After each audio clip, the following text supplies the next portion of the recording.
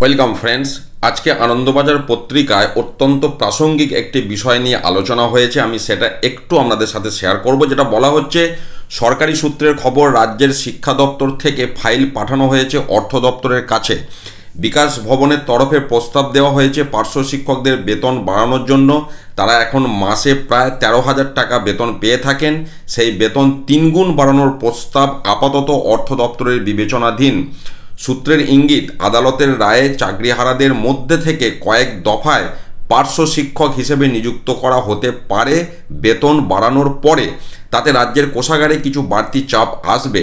চাকরিহারা school শিক্ষকদের বেতনের ক্ষেত্রেও পূর্ণ সমতা হয়তো থাকবে না, তবে রাজ্যে বিধানসভা নির্বাচনের আগে এমন গুরুতর সমস্যায় চাকরিচ্যুতদের বড় অংশের পুনর্বাসনের ব্যবস্থা হতে পারে।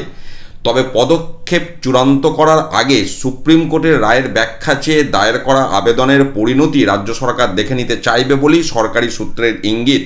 পার্শ্ব শিক্ষকদের নিয়ে ভাবনার আর্থিক দিক নিয়ে অর্থ ও শিক্ষা দপ্তরের মধ্যে প্রশাসনিক আলোচনা হয়েছে, যদিও অর্থ সচিব প্রভাত কুমার মিশ্র বা শিক্ষা সচিব বিনোদ কুমার কেউই এই নিয়ে প্রকাশ্যে মুখ খোলেননি।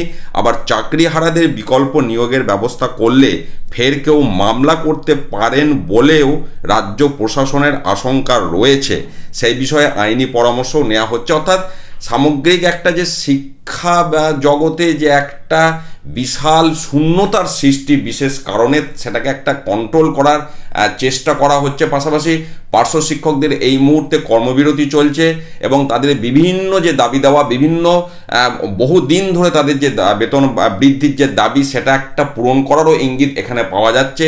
পাশাপাশি এখানে যে শব্দ ব্যবহার করা হয়েছে চাকরিচ্যুত, তাদের একটা বিকল্প সন্ধান দেবার একটা কিন্তু ইঙ্গিত এই সূত্রে পাওয়া যাচ্ছে।